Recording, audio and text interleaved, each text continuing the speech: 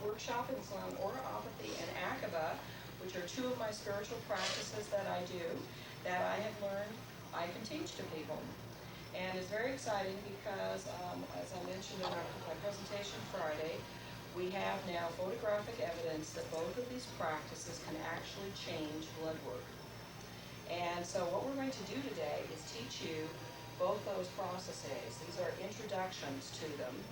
And orapathy came to me as a result of my own experiences. So it's my term. You will not find other people saying orapathy. Orapathy means disease or pathology of the aura. I'm going to turn off my music. I forgot to do this. It means that we are looking at the diseases that affect us through the aura. And there are lots of them. And I have a completely different theory of disease as to what most people have, and that's what I'll illustrate to you today. So, what I'm going to do today is begin with a little more about my background for those of you who didn't hear me before. I'm going to, and when you work with spiritual guides, sometimes they say, yeah, you're going to do what you think you're going to do. In meditation today, they said, we're going to deviate a little bit, just flow. So, okay, fine, that's everything we do is perfect. Did you know that? So we're going to do that. So I'll start with a little bit about my background. I think ideally I'm going to do a presentation on slides here to show you some of the basis of this work and how I got there. And then we will do the aura clearing. I will lead you all through it. Some of you went through it in private consultations, but we'll do it with the group. We're going to take a break. I'll come back and I'll teach you some of the ways you can work with energy. I'll show you how you can clear your own aura. We'll do what we call the human pendulum, which will connect you to your higher self. And those of you who are dowsers know this is bounty dowsing. And then we're going to find out what you had on you. So you'll use your own human pendulum to determine what's on the blue sheet. Then I'm going to talk about your brain capacities and teach you some ways to expand your imagination. And then we'll do the akaba training. And if I have time, we'll do a different process, which is quite exciting, called TAT. It's called TAPS, acupuncture technique. And it's for sourcing blocks or allergies from past lives. Akaba is also used to release allergies. And then finally we'll end with a visualization called the Temple of Love, which I described the other day. I'm going to take you up to the Temple of Love, and we're all going to meet Adonis. You'll have a great time with that. He's really wonderful out there. So, a little bit about my background. I was trained as a scientist. I have a Bachelor of Science from the University of California at Berkeley. I then taught high school for a year. Actually, I was unemployed for a while, but then I got into a teaching job. Taught high school biology. Figured out that the kids in my classes weren't able to read books very well. I went back to school at the Evergreen State College in Olympia, Washington, where I determined I was dyslexic, which I hadn't known. All I know is school was always really hard for me and seemed to be really easy for everybody else. And I never learned from reading very much. Now, my professor was absolutely appalled to hear that I had graduated from the University of California at Berkeley with not being able to read very well. But I learned by getting information other ways. I talked to people, I'd listen, I'd go talk to professors when everybody else was intimidated by them, not me. Dorothy walked right in. So I learned how to diagnose and remediate learning disabilities that year. And what we did, we were on an independent contract in college as students, and we tested all of the students. And our mandate was to test all the students to make sure they could read before they graduated. So everything we developed, all the materials that we used, they tested on me to make sure I knew it.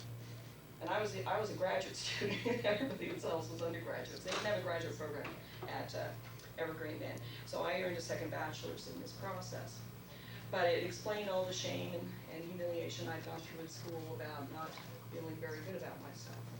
When I left home, I think my self-esteem was about 1/4 of an inch high.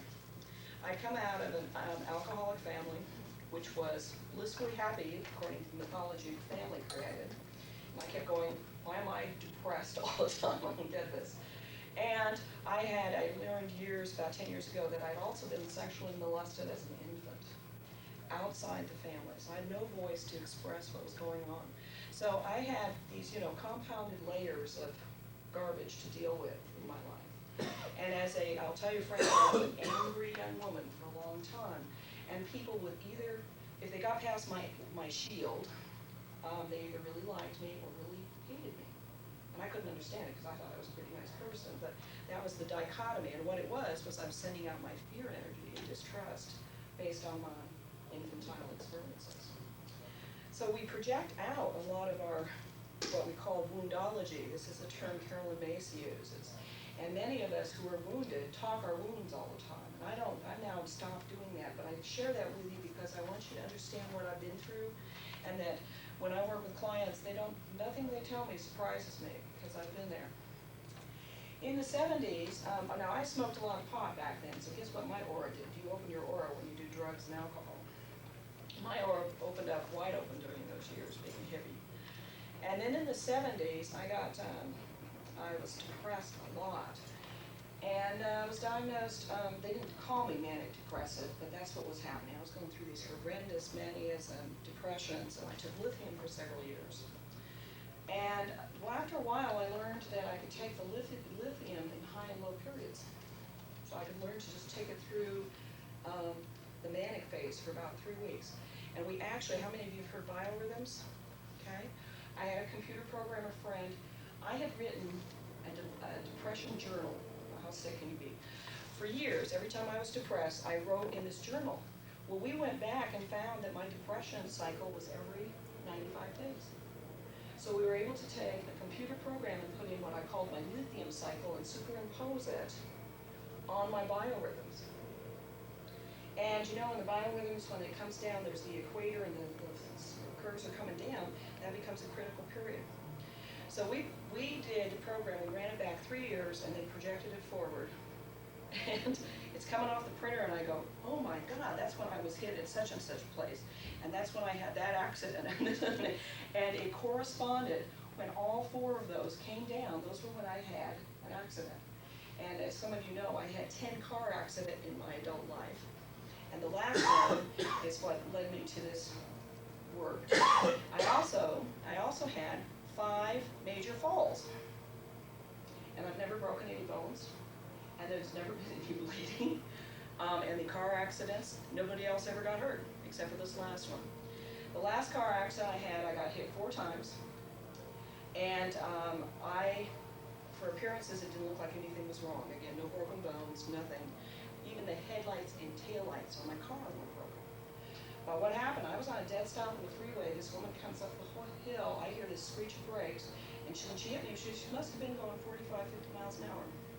She hit me so hard, I hit the car in front of me, and her momentum was still continuing. She hit me again, and I hit the car in front of me.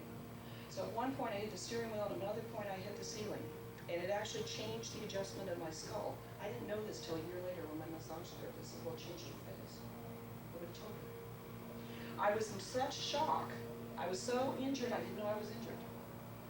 And basically, it shut down my left brain. Now, the truth is, it wasn't my left brain.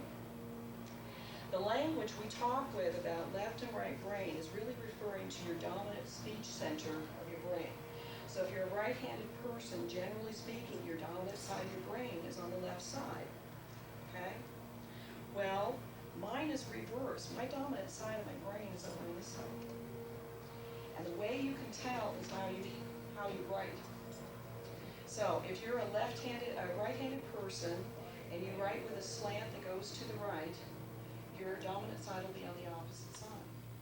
If you're a right-handed person and your handwriting is slanting to the left, your dominant brain will be on this side. Now it's easier to see this with left-handed people. You know how left-handed people, many of them hook their hand when they're writing, okay?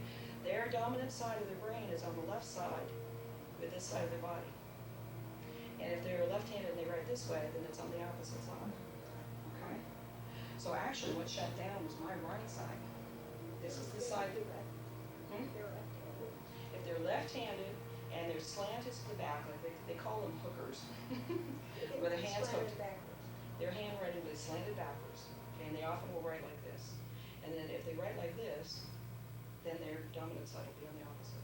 Even if they're trained in school, if they're trying to, change them from left-handed. I mean from, they start writing like this and then they change them this way.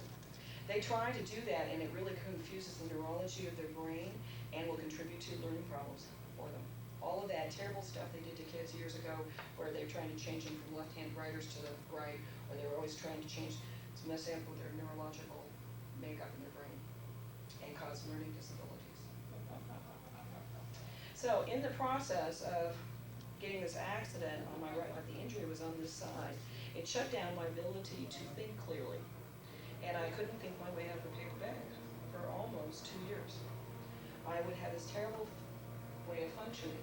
Well, actually, I was thinking that it was coming out of the other side, which you would normally call right brain. I became more intuitive and aware. That was a process I had been trying to shut down. I was trained as a scientist. I was an agnostic. You had to prove it to me with science. I didn't believe anything unless it was proved by science. Now I will tell you that is very narrow thinking. We, I believe, have a problem in this country because we worship the white coats, the scientists, the doctors. We were all programmed to do this. We worship them. And they offer us a great deal. However, their thinking is only one slice of pie. And that's when we talk about the brain capacity, most of us only use 10% of the brain. That's the 10% we're using. That's our third dimensional thinking. So today, we're going to expand your thinking. Now, one of the things I do is I ask higher self all the time lots of questions, because I'm a scientist and I measure things. So it's been a really nice mix of spiritual work. So I asked this morning in meditation what the brain capacity of this group's going to be, and I wanted to know if you were all over 50%. And this is how I asked. I said, are they all, no, people in this workshop going to be over 50% in their brain capacity? Those of you doing muscle testing know that Dutch forward is a yes. So you're already doing it, you just don't know you're doing it. And you're not brain damaged. So let's go into the specifics then of aura clearing and how that you're going to be, when we open you, we clear out all the static out of your aura, you're going to be able to communicate to this higher self and really access your true brain capabilities. And then you're going to figure out, you're going to be able to ask the percentages to see how much you're increasing. And you're going to have so much fun with this. So I'd like to start here by introducing this. It's called Clearing Your Aura, an introduction. If we can have the lights here. Somebody asked me what the MED is. I have a master's in education. In addition, I was a Rotary Foundation graduate scholar. And I got to go to England for a year to study, and I studied philosophy of education in England, so it's a real interesting process. So I think differently than many American educators. Okay, I'm also was trained as a science teacher, and so I really have always enjoyed science fiction. And I dedicate my presentations to two men. Gene Roddenberry would be one, and Rod Serling would be the other, because a lot of what we're interviewing Twilight Zone today. I want you to know that. And I also dedicate this to Gene Roddenberry because as you hear my philosophy of medicine and healing, you're going to see, if you're a Star Trek fan, how much he's influenced my thinking. He really was a wonderful humanitarian, and he gave us a great deal of vision in his work. And I have to tell you, I'm also a computer trainer, and this particular slide, if I was able to have equipment to set the computer up, we do it on the computer, you'd love this. I drew this picture of the USS Enterprise on the computer, and I put in animation, so you get a blank screen when it comes up, and then the Enterprise flies in and there's this whoosh sound. So someday you'll get me see me do that, hopefully at a future global science conference. Okay, let's talk about the composition of the aura. There are 7 layers to the aura, and each of them I call a density. 2 of them are internal to your body, and then there are 5 of them external. And they all resonate with different sound, with light frequencies. All the physicists know all of this stuff. This has been already assessed in the physics and scientific world. Now, what we're going to do is look at what I do when I assess someone, and many of you have been through this already here. I look for, I'm a holistic healer. I'm looking at your mental, emotional, and physical states, so we look at all of those as we talk about it. I ask about your family. I get clues from little things you say about what's attached to you based on that. Now, here are the symptoms I have found very typically of people who have problems with their aura. Sometimes they're depressed emotionally, mentally unfocused, physically have health issues going on. Sometimes there's memory loss, certainly anxiety, indecision, and worry. Does this sound like some of your neighbors? I also mentioned the other day, some of these symptoms are also indicators of spiritual awakening. There was an article on the internet about Kundalini rising through the chakra system, and many of these symptoms are Kundalini risings, including the ringing and itching of the ears, and bodies feeling warmer, and all those kinds of things. So sometimes I'm seeing our clients is they're coming to me because they're spiritually awakening as well, and the aura clearing really benefits in that process.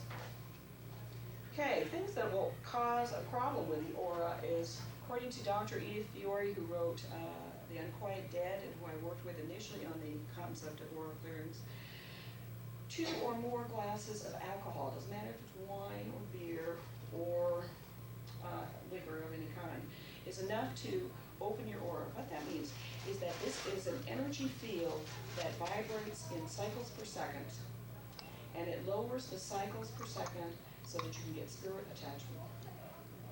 And that's, I know most Americans have drunk a little bit. Many of us drink more than a little bit. Drugs, any kind, marijuana, cocaine, and the stuff the doctors prescribe to you, and the stuff you buy over the counter. Any and all of that will lower your auric vibration. Of course, accidents and traumas. So you can see here, here I was a hippie, I drank, and accidents. I mean, my aura just went fractured. It was just loud right in. If you've had experiences of emotional, physical, psychic, sexual abuse, any of that, that would open it. And if you experience negative emotions routinely, rage, anger, really venting, where you get out of control, that lowers the vibration, things come in.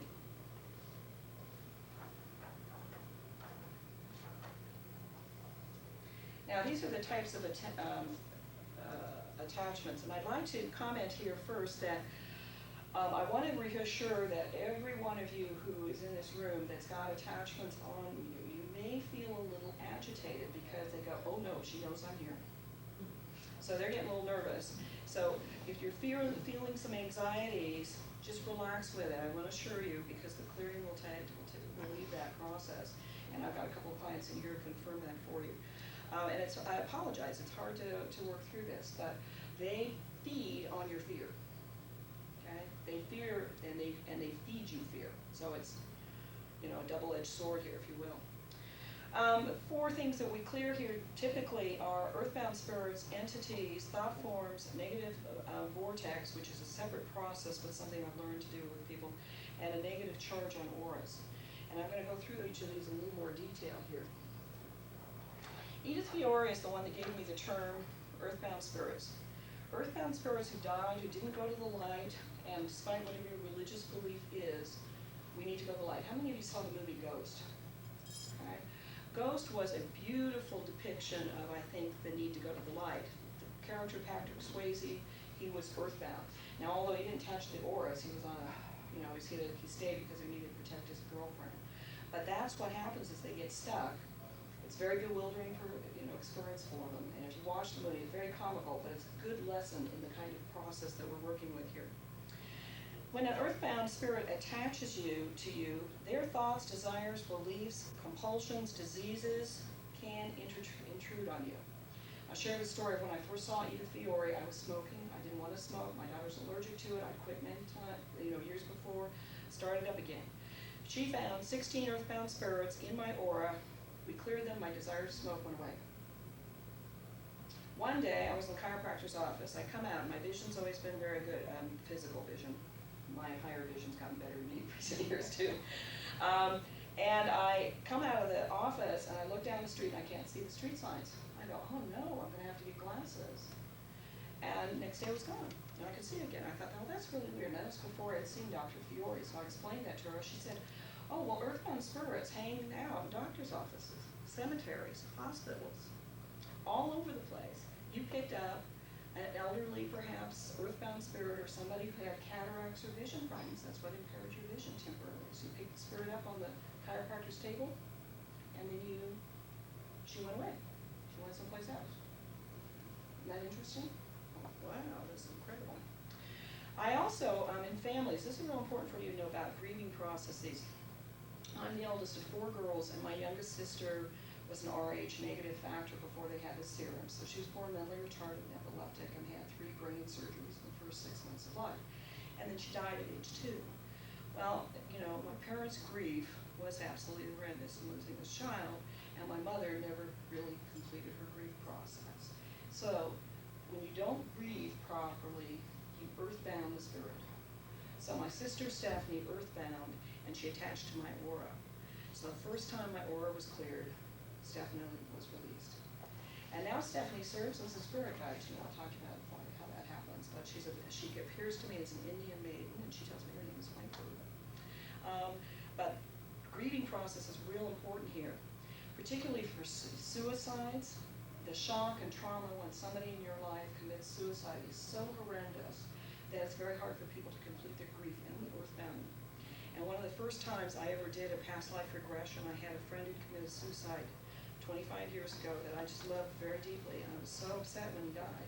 And his spirit appeared before me, and he said, "I need your help." And I said, "Anything." He said, "Release me." Now the Catholics call this purgatory, but earthbound and purgatory I think are the same thing, and I think that's the hell. That's where hell is. If you're earthbound, you're in hell. And so he was released. His family had released him. Isn't that interesting? I was the one that hung him up. Oh, 3 types of them: benign, incubus, succubus, and discarnate. Benign I refer to as the one that's just the general population. They attach to you. They don't mean to hurt you or harm you. They're just hanging out. Then there's the incubus and succubus. These are a little more serious. They are sexually addicted spirits. Incubus is the male, succubus is the female. And in fact, I've had such adventures in the last 3 days here clearing folks. I've heard all sorts of interesting and new stories. I had a woman come to me. She heard me speak here last April. She said, I have an incubus, and he's a powerful incubus.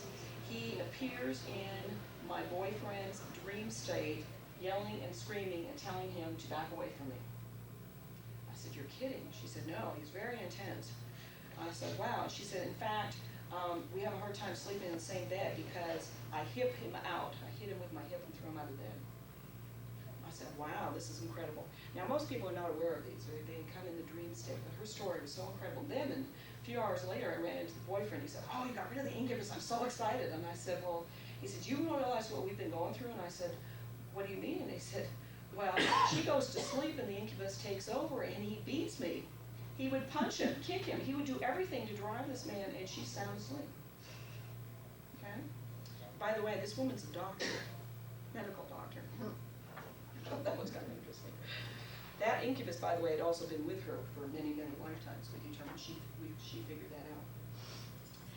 Now, this part is a little strange. I found about entities came in on the other 7 layers of the aura, and they come in from other universes. Now that sounds pretty strange, so I told you Twilight Zone. Here we are. What happens is that they come in and cause disease, and how I discovered this is as I started clearing people's auras, I noticed if they had a cold or flu or something, early stages, we clear the aura and it completely dissolved. So I found out that the first and second densities are what we call viruses and bacteria. And when I started releasing that, now think of this as a whole new medical paradigm, if you will. If you release an entity in light and love and peace, which is what I do, instead of declaring war, attacking them with drugs, chemotherapy, radiation, chicken soup, garlic, whatever you're using, just treat them with love, they go home. There's no problem. So I'm really interested in the multi-dimensional species around us. We just don't recognize their sovereignty. And they're out of phase with the universe. They come into our density here, and they need to be sent home. And that's what I do in the aura clearing. So as I mentioned, 4th, 5th, and 6th are external. And a person, when you feel ill at ease or dis-ease, that's a pretty good sign that you have something attached to you. One of my clients is a nurse. We did a clearing in my office, and then about a month later, she called me and she said, "You know, I picked up something. I don't feel very good. Would you check?" And sure enough, she had some earthbound spirits on her. and some entities. And so I said, sure, I'll clear you. And see, I can clear over the phone, right? You know I don't clear, you know, the masters do this, so I don't clear. So we cleared over the phone, and then she says, you know, I said, where are you? She says, I'm at the hospital. She works in recovery at this hospital. The recovery ward is right next to the morgue. I said, oh, good gracious, you're going to be tracking these on all the time, occupational hazard. I will clear the hospital for you. Oh, that'd be great, she says. A month later, she calls me again. She says, I'm not feeling well, must have picked up some other stuff. And she said, by the way, she said, did you clear the hospital? I said, yes, I did. She said, well, you know, I noticed. She said, but what's even more significant is all the other nurses noticed and they didn't know what you did. The whole place lightened up. So every time I go to a building, I clear it before I go in. You guys will learn how to do that today. I also found that entities come in through our computers, and this is a process. It's in one of my papers if you want to pick that up. But basically, I found that computers were conduits. I won't get into the story, but they came in and attached to one of my clients, and I just kept finding them on them. And so then we screen the machines. That's what you do. And because I was a computer trainer, I also saw this in one of my classes. But what you do, and you can do this again for yourselves, visualize a block of blue light that's 12 inches thick in front of your computer screen, and then mentally just play Samantha like in Bewitched and just pass that energy all over the whole computer. Monitor, CPU, mouse, all the peripherals, the pointer, everything. Now, it blocks it, and once blocked, it stays blocked. Okay? Now, real interesting, if you watch television, you know down in the lower right-hand corner it says Fox or CNN or whatever. There's a television story that was written by, that was produced or written by Steven Spielberg, and there was this, the story was about a community where they were all getting addicted to watching television, and this one child wasn't able to see it because she had such thick bottled eyeglasses, so she didn't watch it. And she started watching everybody in the community, always watching TV and talking about it and being into the programming and stuff. And a stranger comes to town and they befriend, and they begin to realize that this is a form of what people have been talking, it's mind control is coming through this. So I read this, saw this story on television, thought, well, that's kind of interesting. And then began to think about it a few months later of, is that little symbol giving us some messages? According to my guides, it is. Once you screen your machine, your television, your microwaves, none of that stuff will come out. That's when you put the blue light over it. And you can do this. You don't have to be me to do this. Do it on anything that's got electronic components in it. Cell phones, television, stereos, those of you who have brand new cars that have the computers in them, do your car. You can also clear the aura of your car. Your car has a spirit, they love it. They'll work for you better, actually. So what do you do again? Blue light, 12 inches thick. Think of it as a big brick of blue light. Just create it in your mind. Sky blue light, by the way, rich blue, okay? And then just draw your hands around it. Just whip them around the monitor. And when you do this, sometimes you'll start feeling energy. And the first time I was guided to do this, I felt totally ridiculous, I have to tell you. But I was doing it at the computer center where I worked, the business. And it was very interesting because after I screened all the staff's machines one day when I was in there, business improved. They weren't all tired of sitting in front of their computers all day. Told you, we're in the twilight zone, we have a lot of fun here. Does it help to not only envision good life, but maybe love and peace? Oh, you bet. Love and peace. You create, yes, love. That was a wonderful idea. Add love and peace and joy and, you know, positive interaction. And would you stop yelling at your computer? We abuse these machines. We really do. Other negative influences. Discovered negative vortexes. These are energy fields operating underneath us. We have an energy field, and if it's negative, of course, it's not supporting us. So, how this manifests in your life, or it did in mine, you have problems in all areas of your life. Your relationships, your health, your money, your career, everything. It's like you take one step forward and 2 steps backwards, and you know you're a good person, can't figure out what it is. And all your friends are going, you know, you really got to get your act together. Judgment. So it's really a horrible place to be. Negative charge in the aura just reverses the vibrations. We take that out. And then I began doing work. I did work with a healer who told me I had a partial soul identity. And I have a very, anything I learn about, I always ask, is there a simpler way? We just, you know, we go through simple, I like that. So I have a new KISS principle for you. It's called Keep It Spiritually Simple. Because if it's not, if you can't find a simple spiritual way to do it, to the solution, there's probably not a solution. And then it's probably not a problem. So, kiss pencil, keep it spiritually simple. I have a lot of friends over the years as I've been going through this transition, they've been very uncomfortable with my changes. You're doing what? Earthbound spirits, entities from other universes, are you crazy? You know, judgments. And as we go this, they all try to get me off this path, you know, well meaning. And I found that every time I try to listen to their advice, and it's not spiritual, it doesn't work for me, it doesn't work. I come back, I find a spiritual solution solve the problem. So when I treat a client, and what we'll be doing today is I'm going to put you through the simple visualization, and I start with putting you in a relaxed state and create an aura of white light around you. And then we go through and send blue light through the aura, and that clears it. We do it twice, once for the earthbound spirits, once for the entities. I will be addressing them to invite them to leave, calling on masters to do that. That part of it you don't need to know or remember at all unless you're planning to become a healer. I do advanced classes for healers who want to teach this. But for your purposes, you don't need all that language. You're going to learn how to run blue light energy. Okay? And then when you have them all gone, anytime you feel uncomfortable, you'll know that you probably picked one up. Now, most of the time, I have clients that go months and months and months now, who never, years. Now, I have one client for 2 years, he hasn't picked up a spirit.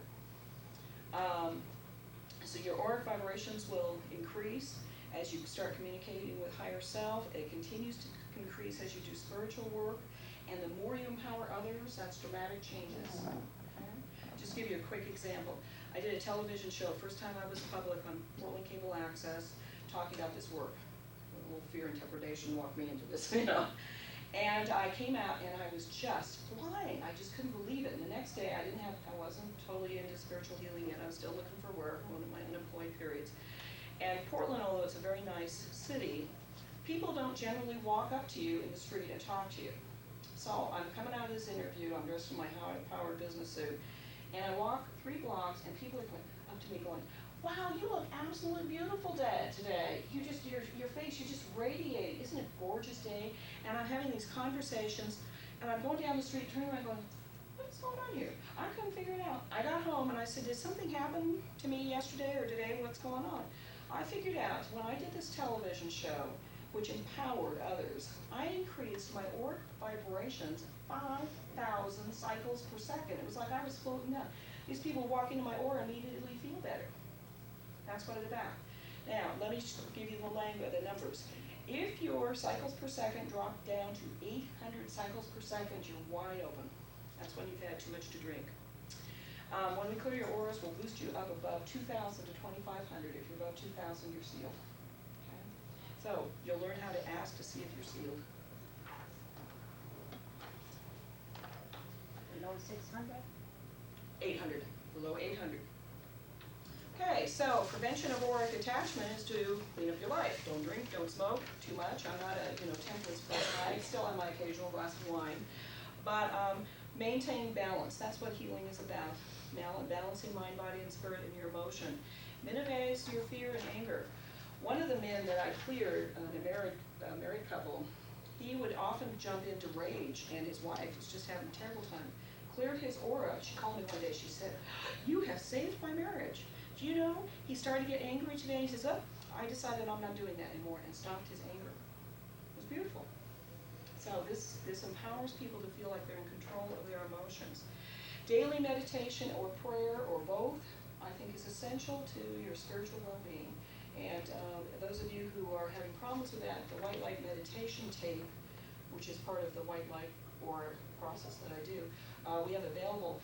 And the meditation tape will teach you how to meditate. One side does a guided meditation, and the other side does an open. It starts you up, you create your aura, and then you go. Okay? So if you're having a problem with that, I highly recommend you purchase the tape. Long-term or benefits for people is that some of the clearings are very subtle. People feel relaxed, free from stress, peace of mind, clear thinking, new sense of self, emotionally balanced, and release of disease. And for most people, the clearings are really gentle and easy. However, once in a while, you get one that startles you. So I want to caution you about trying to go out and clear everybody you know, because you may encounter this situation. Had a woman come to me, Irish Catholic. She sits down, big smile on her face, and she says, "I'm a party girl. I drink, I smoke, I'm married, and I'm having an affair, and I'm out to have a good time." I said, "Great." So I get her family history.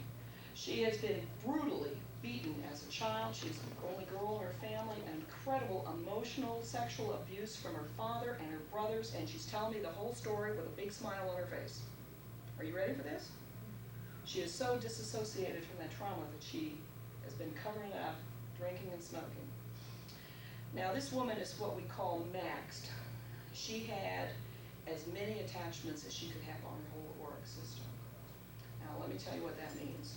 7 layers, you can have 4,999 spirit attachments on each of those 7 layers. So in computer parlance, that's 35,000 spirits attached to you. Now I don't count them most of the time anymore, but I will tell you, yesterday I cleared my 16th maxed person, and Saturday and Sunday I did my 17th here at the conference. They often look ashen gray, like they're half dead already, no sparkle in the eye. I will tell you these 2 women were doing pretty well. But it's incredible to release. When I did this woman, she says to me, in the process you run blue light down and green light up. One of the problems, she said, the light didn't quite go all the way down and so forth. Well, sometimes that happens when people don't visualize. I said, you know, masters are taking care of it, it's all fine. All of a sudden, her body starts quaking and shaking. And she goes, "Oh my God, what's happening to me?" And she lets out the true primal scream for about 20 seconds. It's just, and her whole body just convulsed as all this stuff shifted out of her body. And I was sure that her neighbors were going to call the police. I couldn't believe this dream. And in 2 minutes, she's up sitting by, and she goes, "Wow, that was wonderful. I feel so different." She called me 2 days later and said, "I'm doing great. I didn't drink all weekend. I want to know, you must be the best anti-abuse program in Portland." So some transitions are pretty incredible. Long-term, the theories of new healing, I just want to talk a little bit. I've worked with people who are suicidal. That's a discarnate energy that's causing them that way. I've had people move off of their depression medicine. Manic depressives have been stopping taking their lithium. We've released the Epstein-Barr virus, chronic fatigue symptoms out of this. I've worked with prostate, diabetes, schizophrenic, rheumatoid arthritis. A woman's got motion with her arm. She'd been in chronic pain. She was one of the maxed, by the way. 30 years of chronic pain. One clearing, her arm started to be able to move up. It would only go up like 10 degrees off her hip, and now it was up to her shoulder height, and all the pain dissipated. So this is a very powerful healing process, and what's so exciting is that you can do it for yourselves.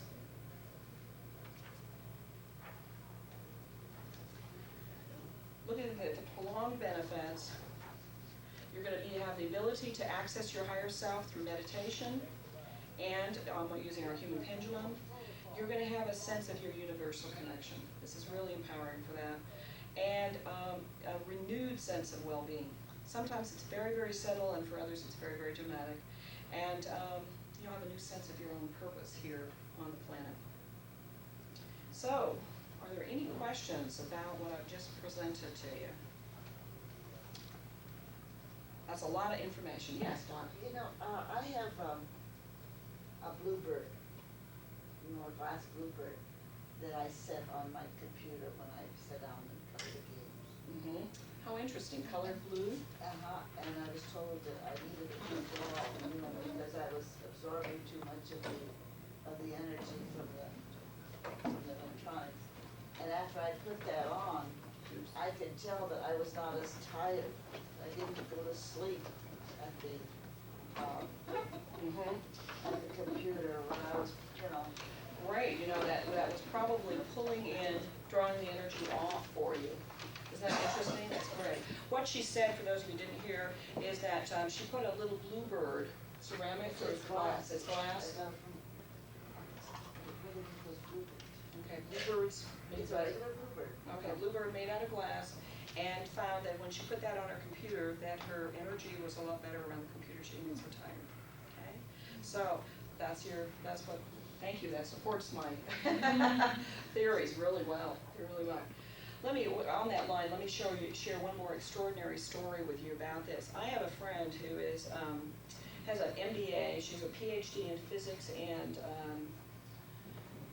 spirituality. She was bridging those gaps in her research, but she's very judgmental, very skeptical, or used to be skeptical person. She moved down to California to help open a small business development center there, and a lot of companies have donated old equipment and computers and so forth to help new business people to come in and train. So she's working in there, and suddenly everything goes haywire. Keyboards lock up, screens flipping around, all this stuff, papers coming off the printers black, weird stuff. The whole room's like this. She's going, oh my God, I better call Dorothy. So she calls me, the static on the line is so bad that I don't know who it is. I don't know who she is. And I hear all this stuff and I said, well, I'll clear it, I gotta go pick up my daughter, I'll call you back. And she says, well, I'm in California. And that's when it dawned on me who it was. And so I said, well, then you don't have to call me back. Call me back in a half hour. So she did. The line was clear, I could hear her voice.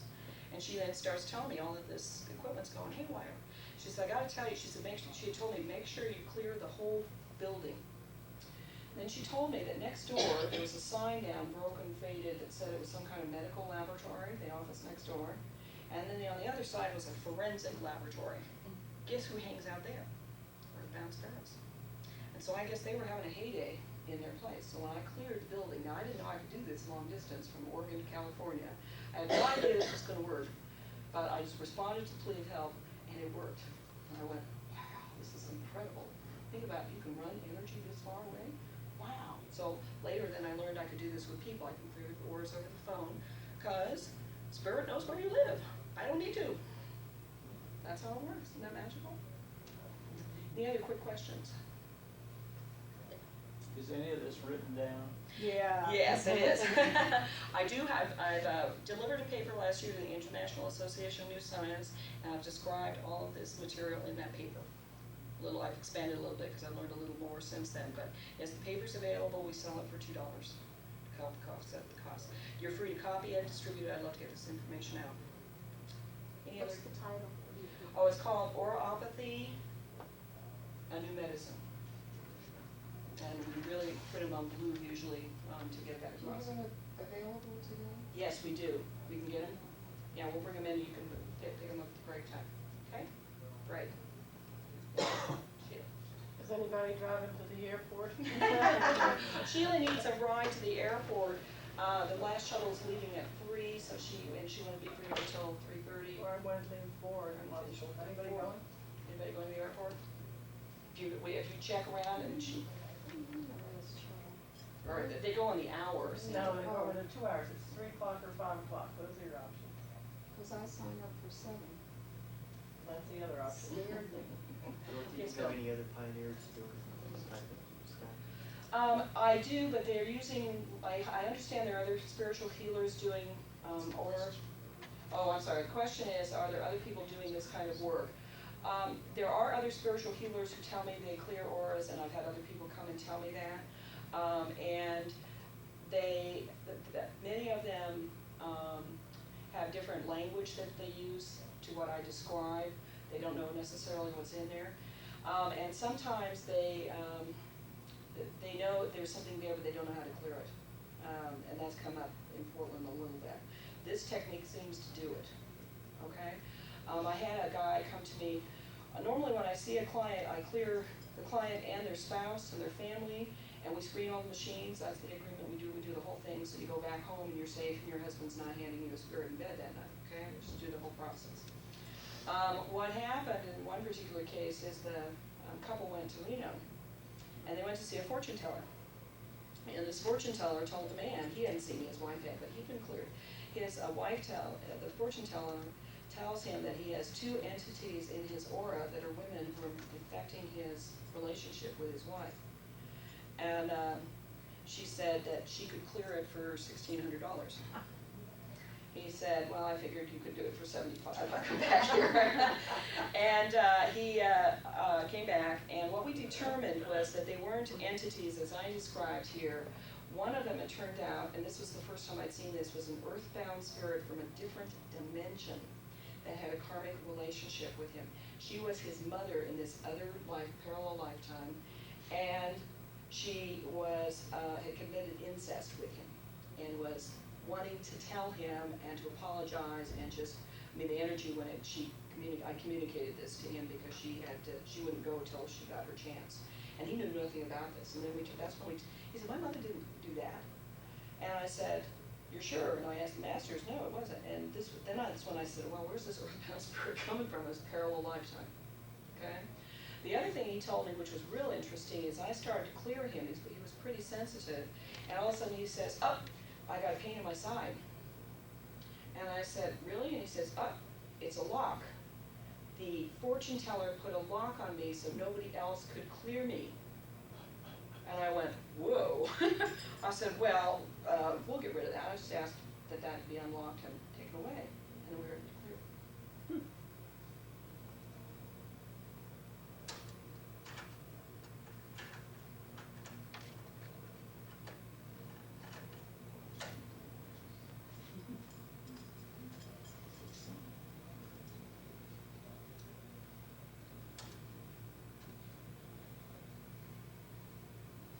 This time we'll have it so there's a natural break on the tape. We never do that.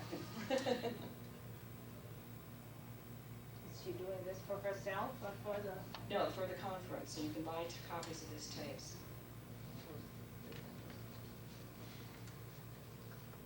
Great, thank you. So I want to tell you that, going back to your question, I don't want to badmouth healers out there. Some of them are doing great, great work, and some of them can clear these spirits.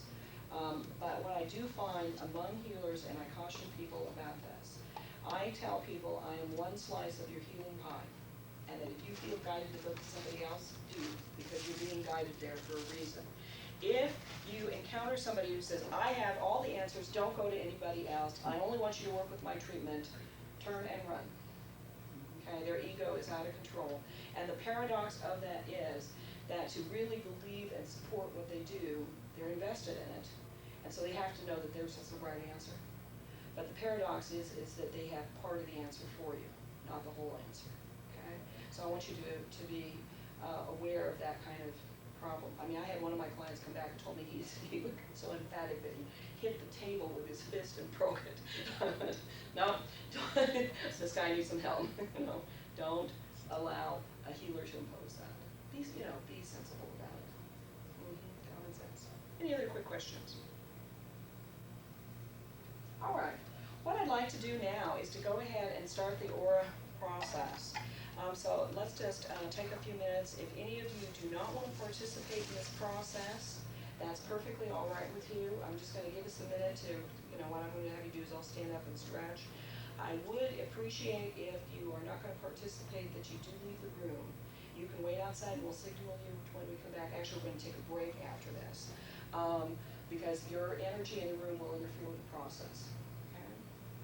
So let's have you stand up and stretch. And Lloyd, you can turn off the tape for the moment. And I want to show you guys how to do a stretch too. You know how tired you've gotten sitting and you have to listen to speakers? This comes from educational kinesiology. Did you want this one to start? No, because I can't. Welcome back. Now, when you do an aura clearing like that, and I let you know that sometimes it's real intense and it will do a real dramatic release here.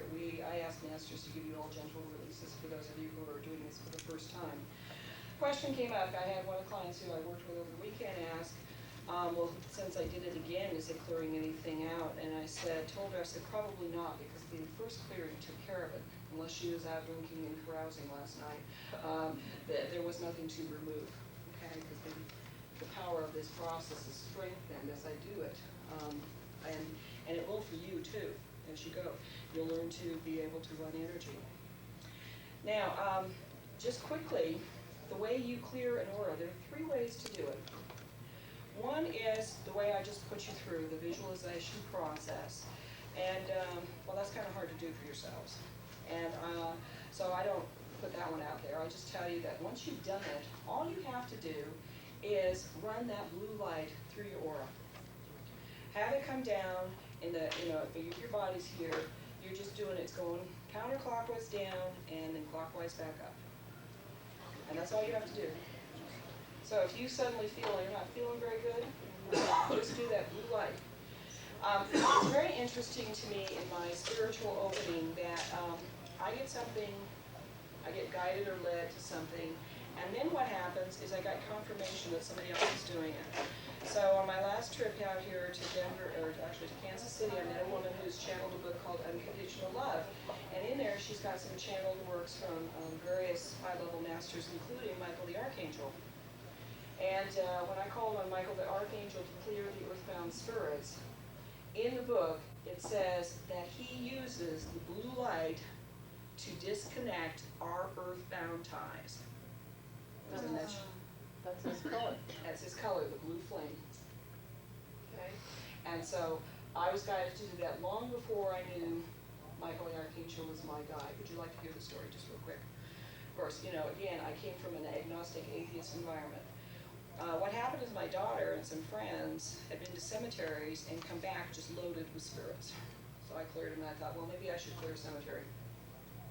You know, that's might be what I have to do. Lonely work, but, you know, so then one of my friends said a friend of his had died, and he'd gone over, this man's very sensitive, and the young man had died, and when he went to his cemetery, found a family member was earthbound, and he released him, he just asked for him to release. And he said, it was interesting, his practice is when someone dies, he honors them by going to the grave every week, which I had never heard before. So he was going to go the next Sunday. I said, well, would you mind if I came with you? Now, I have only been in a cemetery once when my grandmother died. I don't hang out in cemeteries. I guess I've known. Anyway, so we went to the cemetery, and my friend says, would you mind if I clear one area here? We'll see if it was a pretty large cemetery. I said, sure, let's go with it. So I sat there and watched him do this. And then he told me he asked for a portal to be set up. And without telling me this, I just saw this in my own mind's eye. This portal got created, and these angels appeared around the base. And the angel colors for me, and I'd seen it before, are a rosy, orange, yellow, pink color. And so we saw this band of angels around us, and so then you see the earthbound spirits heading to the portal. It's great. So then he takes me off to another part of the cemetery, older part of the cemetery. So I do my process, and this is the first time I felt spirits hitting my aura. They were coming at me. And I had literally put up my hand and went, please do not come into my aura, I'll help you. I'm glad you're here, but please don't come into my aura. And let them answer it out in the other room, that's all right. So then what happens was I clear the space and it's not clear. And I thought, well, I just don't know how to do this, My friend says, no, I've got a message for you. You are supposed to tell them that they are forgiven for all the misdeeds and misconduct, you heard that language, and that their soul will be remembered forever, so do it again and clear that language. I said, okay, so we did it again, it was lighter, much lighter afterwards. He goes, now, put out your hand that you trust with, and he did me on a trust walk through the cemetery. Now, how many people do you know do this? So we walked about 200 yards, and I was hearing this flapping like somebody was wearing nylon jacket, the sound going on behind me. And I thought, now what kind of joke is he playing on? One of his friends is here following us around. This must be, they're going to play some big, huge joke. So he gets me to the spot, and he says, we're here, you can open your eyes. And I turn around, there's nobody there. So I was hearing earthbound spirits. So not only did I feel them for the first time, I heard them. So he says, you're being instructed to, guided to, they want you to create a portal here. So I asked for the portal. And in my mind's eye, I saw these rose-colored channels come down, boom, boom, boom, about 20 of them. They were about 20 feet high. So I knew they were angels, that's why I recognized the color. And then all of a sudden, there's a big one that comes right down in front of me. And I'm going, whoa! And I, of course, never met an angel that I knew about, so I'm sitting there. And he says to me, I said, there's some of them that are about 20 feet tall around here, and this one's real big, it's about 60 feet tall. He goes, well, why don't you find out who it is? So I go, who are you? Michael the Archangel. I was astounded. And, it's like meeting the Queen of England. Hi, Liz. I don't know how to talk to an angel. He says, well, why don't you just, introduce yourself and tell him you're glad to work with him. So I do that. I'm really honored to meet you. And he says, well, I'm honored to meet you too. I said, well, I'm really delighted to serve in this capacity. And he says, well, we know. And that's how I met Michael the Archangel, and he became part of the process of doing it. So this has been a very magical journey for me as I go through this, and then later I met Mother Mary in the same way, It took place in the cemetery. in the cemetery. Wasn't that fun? In Europe, they go to my friends go to cemetery every day when Mhm. their husbands or wives die. Ah, it's okay, I didn't know that. In Europe, the process of your husband or your spouse dies, you go to the cemetery every day. Not, it so happens in my small family, 2 people do, maybe not everybody, but. Yeah, but some of you in your Fairly family, common. okay, that's interesting. That had happened. My meeting of the Archangel? Yeah. I think so. I think so. It just happened to be set up that way. I mean, I have to tell you, frankly, I'm pretty obtuse in my learning process. Remember my joke about the stubborn club? So they set it up so there's no way I can't believe what's going on. They have to really get across to me. Okay, next process I want to teach you here is the what dowsers call body dowsing, what I call human pendulum. We're going to connect you to your higher self. So I asked you to get some water. I'd like you to drink some water because what happens is that your higher self, which is really you, all right, to communicate with your higher self, it's coming through, the information's coming through your electromagnetic body, and you need the water as a conductor. So I'd like all of you to have a glass of water, if you would, before we begin, and then we'll all stand up and start this process.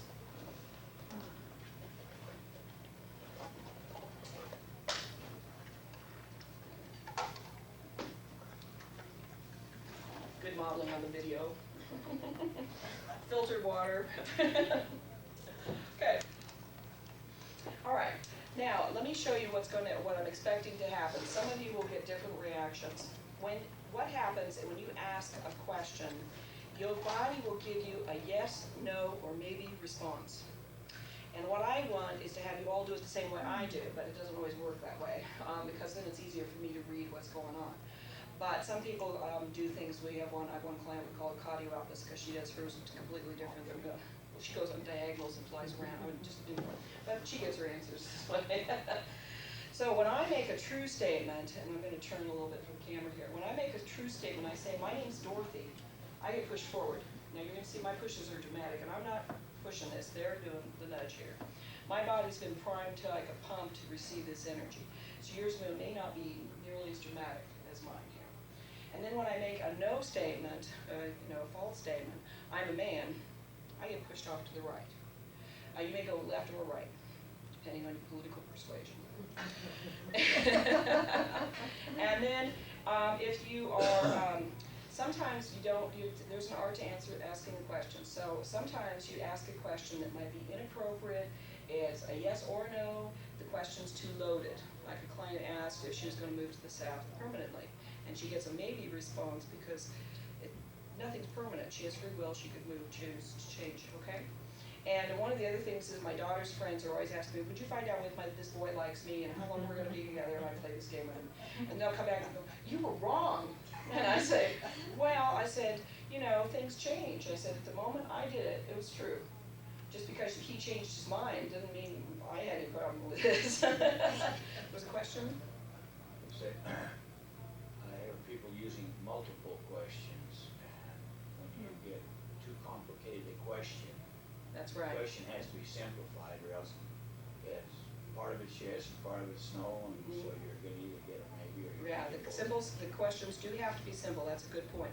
If you make them too complex, you're dealing with your higher self operates similar to your subconscious. There's a literacy here issue, so you have to make it very simple.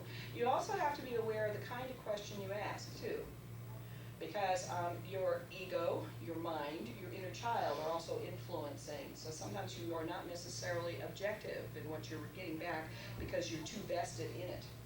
I've learned to become pretty objective in my process, but I always, when I'm getting weird answers, verify with someone else, and I would suggest you do that. Find a I call them spiritual partners, somebody else who's doing this work, so that you'll both find out that you're clear, that's the first step, that you're both getting the same answer.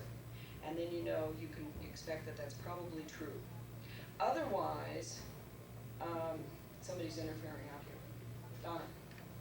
I know when I go into the grocery store, because I work with the pension now for this, but I'll take a cantaloupe in my hand and I'll say, is this right? And it will say, yes. Then I'll say, is it sweet? Good, okay, let me share that. When Donna goes in the grocery store, she uses a pendulum, a real one on a chain, and she'll say, is this cantaloupe ripe? And she may get a yes. Is it sweet? And she gets a no. So again, questions. So let me give you another example. You have a French eclair in front of me, and I'll say, should I eat this? And I always get a yes. So, of course, this is not the appropriate question. So if I start this and say, all right, is this in my highest and best good to consume this French eclair? I'll get a truthful answer. And occasionally, however, it'll be a yes. I'm doing a spiritual weight control class right now. I'm teaching. I just started. I asked for guidance. One of the questions somebody asked me, they said, why are all the spiritual healers, psychics, and so forth so fat? So I said, I want to tell you a little bit about that before we get to this, because this process, human pendulum and the Akaba are playing a major role in this approach here. The fat issues is, as Almina talked about as armor, one of the things that happens with a lot of people who are psychic, they've experienced trauma. There was a woman at UCLA did a master's degree in psychics and sexual abuse. Sent questionnaires to each of them. Every one of them had been sexually abused as children. And of course I have been, and most of the psychics or mediums I've worked with, talked to, have been sexually abused. That trauma is so hard to cope with that we jump into another part of our brain. Okay? I think that's part of it. The other thing I found out recently, those of us who have had many lifetimes, of course, have taken vows. We've been priests or nuns or monks and those kinds of things. And we may have taken vows of chastity and poverty and all of those things. So those images, sometimes if we haven't resolved those, we're carrying those with us. Others of us have lifetimes where we starve to death. So we keep the extra weight on, so we never, we always have enough fat to draw on. Okay. So there are all sorts of metaphysical reasons around this. More recently, I read a very, very interesting book called Ecstasy is a New Frequency. This book is 10 years old, and nobody had told me about it. I started doing this class, one of my friends calls up and says, you got to read this book, and reads this passage to me that says that when you're using more of your brain psychically, you are expending a tremendous amount of energy out from the pineal and the pituitary glands, which is your bridge in spiritual work here. Many of you know this. And you expand all this energy out, you need to eat more. And what happens is you also draw energy in to your solar plexus, your power center.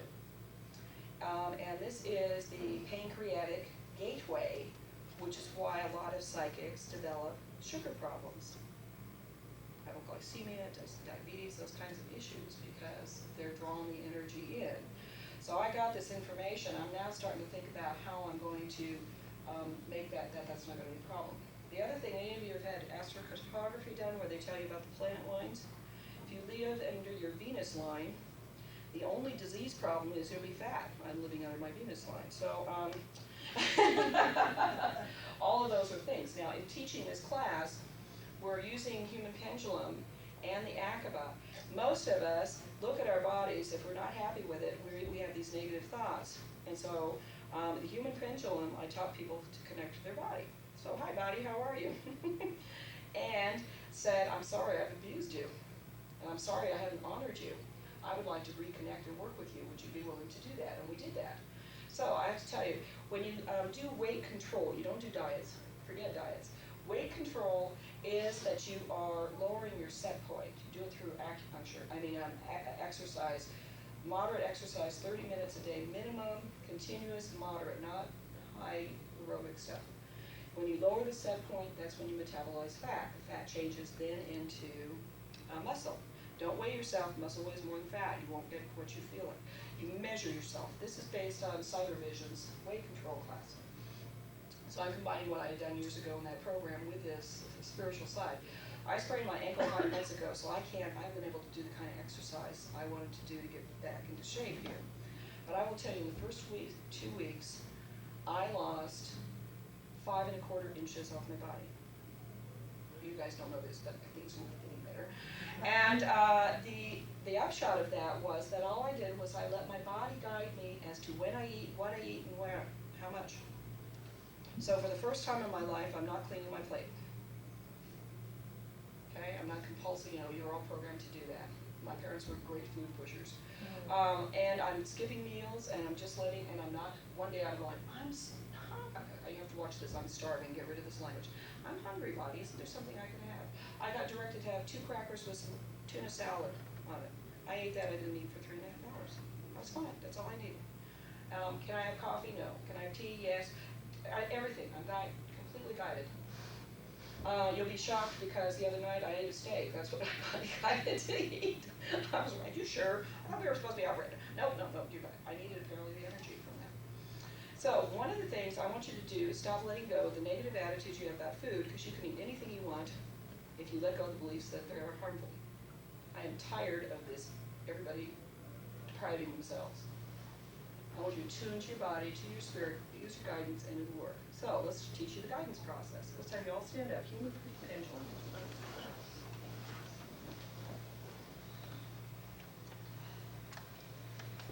Now, you may feel on the yes response that you're moving, some of you may get pushed backwards. Don't fall over, okay? Just hold on, but it might startle you there.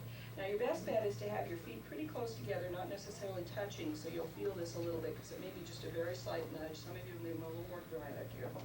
All right, so higher selves of all the people in this room who are participating here, would you show your person a yes response? You should feel a nudge. Just relax into it. All right, everybody feel that? If you didn't, let me know, because we may have to clear some blocks, okay? Let me continue then. Anybody have a higher self? Would you show your person a no response? Looking pretty good for most everybody. And then a maybe response. Okay, now maybes will be on the diagonal or in the circle sometimes. You may feel them both ways. If you went yes, forward, back, no, off to the side for maybe, there's several ways you can go here. Okay? I just grocery store and think you're drunk. Hey, I got people bobbing all over Portland. You don't worry about it. Want a little certified? I've been certified, cleared by Dorothy Cole. Here we go. Okay, if that worked for me, would you sit down? Yeah, see, you started this the other day. I'm sorry, your name is? Ingeborg. Ingeborg, would you come up with me, please? Now, sometimes, you turn around and face the crowd here. Sometimes people have, and Bill, you had a little problem with this one up here. Sometimes people get blocks to this communication, and they come in, the blocks come in from sometimes hexes, curses, and spells, and past lives, and all sorts of interesting places that they get blocked, okay? If you want to, and verify as I'm going, you can do this. You can stand up and participate in this process here. I'm going to do a process called heart therapy. And heart therapy is a deep run to clear out the dark force energies that some of you have heard me speak about. Those of you who haven't, this was a process that I was guided to do to clear these kinds of blocks, okay? Don't get any fear about this. It's just we need to clean up the planet. You all know that, right? Okay. Yes, Lynn. Their problem could be because they're insulated with shoes. Usually that's not an issue, okay? Usually it's not an issue. Alrighty, so, even more Bill. Do these two people have blocks to communication with higher self? Okay. Is this a mental block? Now I'm doing 2 of them, so I may be one or both, okay, in this process. Mental block, emotional block, physical block. Don't take these personally. Psychic block. It's not a psychic block. Spiritual block. Okay. They coming in from their current life? No. Past life? Yes. A parallel life? Yes. Future life? Yes. Parallel universe? No. Okay. Masters, would you please cleanse, clear, remove all emotional, mental, emotional, physical, psychic, spiritual blocks from all past, present, future, parallel lives for these 2 individuals? Good. Thank you. Masters work very fast. Okay, now, are there hexes, curses, or spells holding these blocks in place? Yes. Would you be cleanse, clear, remove, and dissolve all hexes, curses, and spells? By the way, these are tricky. multidimensional hexes, curses, and spells, and karmic hexes, curses, and spells. Please let me know when you're done. That's fast, thank you. And then, are there any guardians or sentries holding these in place? Yes. Would you please cleanse, clear, remove, and release these guardians and sentries to the light of the fifth dimension? Thank you. Is there any dark force energy working around either of these individuals? Would you please, now this is I want to be very clear with this. I can annihilate a dark force energy and we disempower the dark force. We never get into the tactics of war. We don't attack. We just clear, okay? So, would you please cleanse, clear, remove, dissolve, and annihilate the dark force energy that's affecting these two people? And then would you please disempower the dark force at its source? Okay, now, higher selves of these two people, would you please show them a yes response? Let's say we have it. Bill, let's put your feet together a little closer and see if we can get the response here. So, higher selves of Bill and Igdebor, would you please show them a yes response? You both feel that? Not yet, okay. Bill, let's finish with you. Bill's higher self, would you show him a no response? Okay, go backwards, good. And would you show him a maybe response? Okay, good, excellent. All right, you can all sit down. Except for you, you're not done yet. Did you do that by yourself? Okay, now that's one layer of blocks. We have another layer of blocks here to clear, okay? Sometimes our own beliefs, attitudes, programming get in the way here, and so this is the next step. So, does Ingeborg have any values, attitudes, or beliefs that are blocking this process for her? Yes. Can you, masters, would you please cleanse, clear, remove, and dissolve all negative attitudes, beliefs, and values from all past, present, future, and parallel lives that are blocking her to accessing her higher self? Okay, now let's test it out. Let's see if your higher self would please show Ingeborg a yes. Now, I'm seeing a slight nudge there. Are you feeling that? Good, that's good. Okay, higher self, would you show her a no response?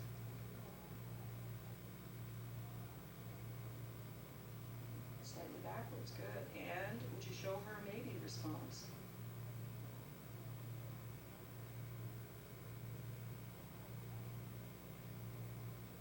Okay, now higher self, she needs to feel that a little stronger. Maybe response, either circle, diagonal, something to indicate it to her. Seems to want to Pull back, okay. which is a no. Okay, let's clarify that. Higher self, would you reprogram the no to off to the left or the right, please? Show her the no, left or right, left or right.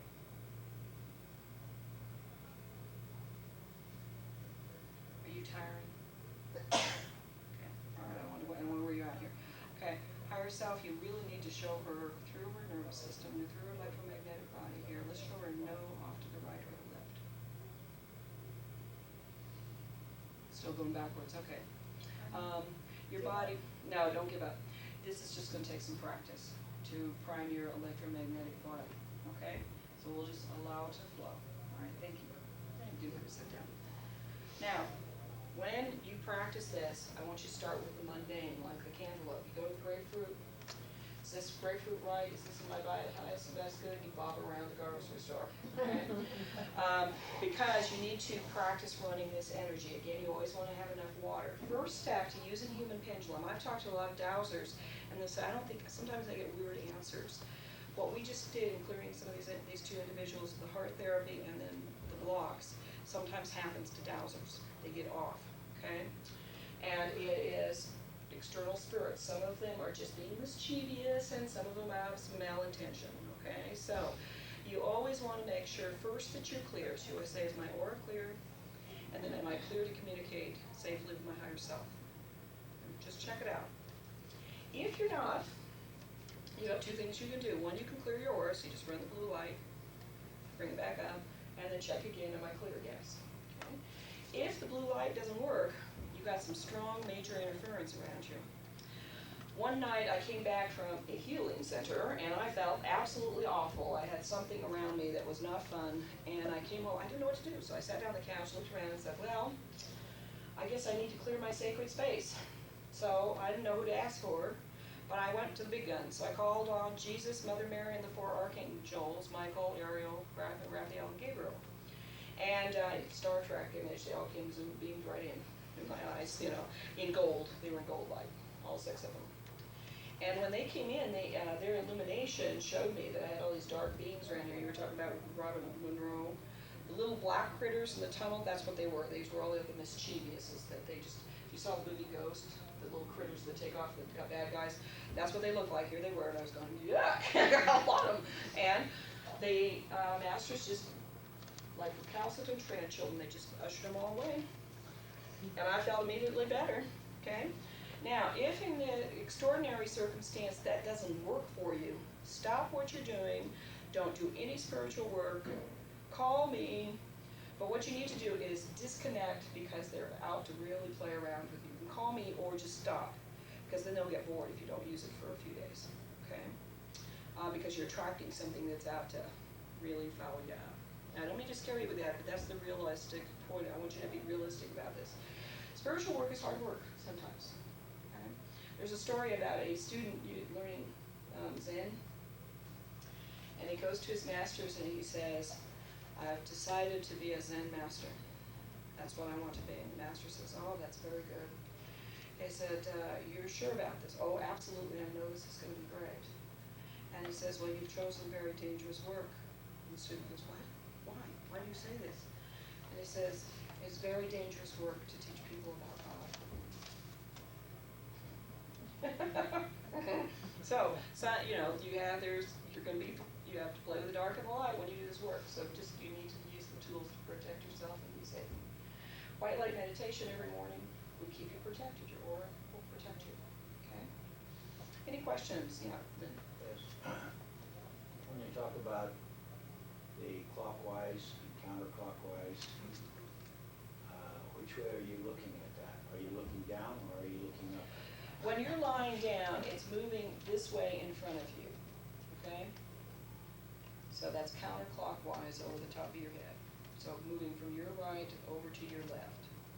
So if I'm doing it this way, it's moving this way.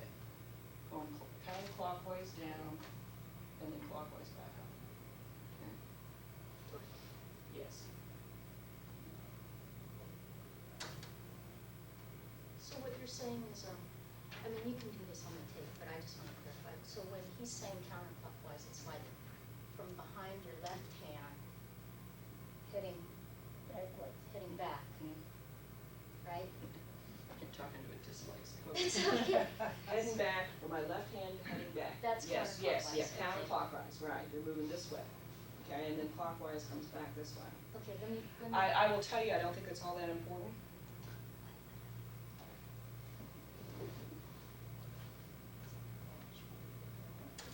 Which way are they turning?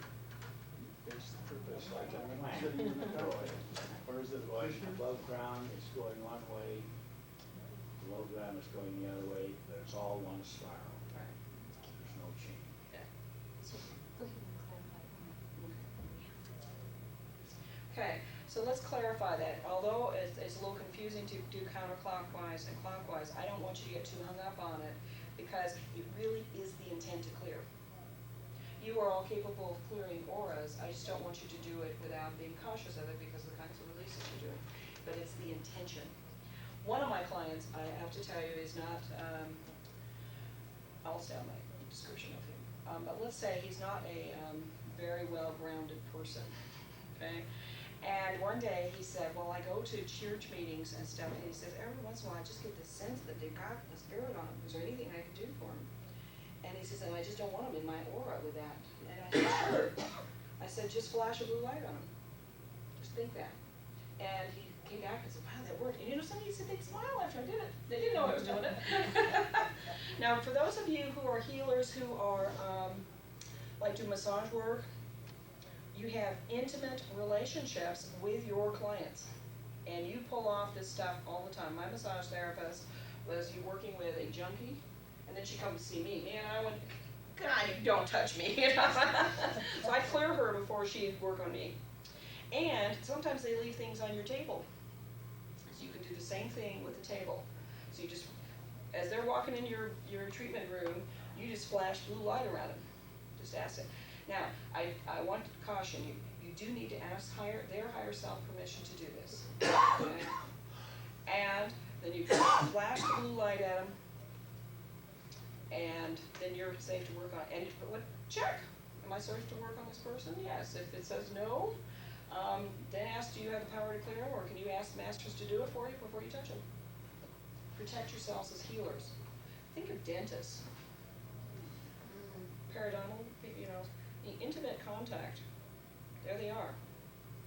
After you work on something, it's best to wash your hands with cold water, including, The wrists, the pulse, yeah. and then shake your hands, and that breaks up the magnetic field, because you tie in, you have one magnetic field. I demonstrate this in my class. I take two magnets Mm-hmm. with some iron filings, and there's a magnetic field around this one, magnetic field around this one. When you put those together, there's a magnetic field around both.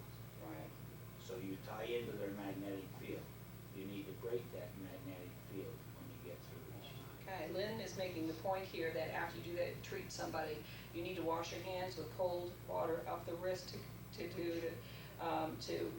wash that out up over the poles, and then shake your hands out, which, by the way, I do. I already intuitively knew this, but that's real important to break that connection. Even with nurses that, Oh, thank you. nurses that work with plastic clothes. Whenever you Oh, touch yes. someone, Whatever, because it's an energetic, it'll go through the glove. Excuse me. So anytime you're doing energy work, you need to do these. the principle is like this. If you take a screwdriver and you work around a magnet, you magnetize a screwdriver. If you want to demagnetize it, you just wrap it on something, just give a sharp wrap, and that breaks up that magnetic field. I do different things to Karen. Can I tell you that this is going to be a problem for the people listening to the tape, so can we limit the comments there? I don't mind answering questions, but we need to limit. I know I've got a bunch of teachers in here, I love it. I said last night to somebody, I said, these workshops are real hard because there are all these teachers in there who have all these extraordinary things to tell me too. So let's be kind to our auditory listeners. Now, what I wanted to have you do is take a few minutes, and using your human pendulum, I want you to check to see if you're clear. So on your blue forms, in that section down below, these are my intake forms. So when I see a client, and I don't have one in front of me, of course. Thanks, I've got one just fine. When I see a client and I have them talk to me, I'm just asking all these questions in the back to get some picture of who they are. And then there's this list on the front here of the things that I clear called aura clearing, okay? See the aura clearing? So I want you to human pendulum, check to see if you have any earthbound spirits. Check to see if you have any entities, any discardant energies, and negative thought forms. In the aura clearing we just did, we cleared the top 4. We didn't do anything else, okay? So check. Now those of you who were cleared prior to this session, ask what if you had any before you had your first aura clearing. That's your question, okay? So if you saw me through, Friday or Saturday, do I have any? And let's take a few minutes to do that. We'll take about 5 minutes and have you just practice that. Just stand up and do it. And if you're having problems, let me know and I'll come over and see what we just verified. Because this is practicing for you to learn how to do this for yourselves, and I know some of you will learn this practice to teach, so. Okay, so we now have checked to see that your earthbound spirits cleared, your entities. Everybody got those all cleared, right? I hope. Okay, all right. Our next step then, we just checked for negative vortexes, for negative charges on the aura mending, and abysses. All right, negative vortex is that energy field operating underneath you that throws you off so everything goes wrong, okay? So, now you have this power. If you have something wrong with you, you ask the universe, you ask the powers to be, you could be very specific if you want to name a specific master, I just use the term masters, but to take care of that, okay? Now, for in this case, I usually use spirit. Spirit, by the way, is a separate being also. So I say spirit. Spirit, would you please release all the negative vortexes for all the people in this room and replace it with a positive charged vortex operating to their highest and best good, and show them when you're doing it. Isn't that fun? But you fell over. Okay, they're done. All right, so any of you have a negative vortex, check to see, is the negative vortex been removed? The positive is when it's still. Verify. Always verify this. Scientific training. Okay, everybody's clear? Nope, got a problem over here. Okay, two of you? Okay, let's have you guys come back. Would the rest of you sit down? Yeah, come on up here. We'll just, I'm on a new adventure. I have not had this problem. So, one day I found out that there are more, we've just been doing general negative vortex. We didn't think about it. So I now learned that there are different types. They're mental, emotional, physical, psychic, and spiritual. Okay? So, let's see. Helen and Jenny. Do either of these women or both have blocks to clearing negative vortexes? Yes. I've never come encountered this before. Are they mental blocks? Do we have to do heart therapy here? Yes. Do you want a quick version? Yes. Okay. Masters, would you perform the heart therapy on them? That's that whole process that we did earlier, all the way back, and disavow the dark force at its source. Okay. Is Jenny clear of her blocks to clearing a negative vortex? Excellent. Is Helen clear of her blocks to a negative vortex? That's my guess. Oh, good. Great. Thank you. All right. Your Now, guess is going back. Okay. Now, that's why I told you I want y'all all to do it my way. Okay. Now, Spirit, would you please remove all negative vortexes for these two women and install a new positive vortex, and let them both know when it's complete. It could be mental, emotional, physical, psychic, or spiritual. One's done. Now the other's done. You guys can sit down. Thank you. Thank you. Now, this problem solving I'm modeling to you. This is what you're going to do. You're going to model for yourself when you encounter a problem. Say, well, okay, let's see. Let's ask another question. What can I do? All right. Now, if you're running into a block and you're asked to do heart therapy, you're dealing with dark force energy. If you have any fear about this, don't do it. Call me. Because the fear will feed them. If you know you're a spiritual warrior, you're real clear that you do not show fear, and you can handle it, no problem. Go ahead. Ask that question of your spiritual leader. Just ask us if you can do this. If you can't, then don't touch it. Get somebody else to do it. Okay? Another healer who's trained to do this.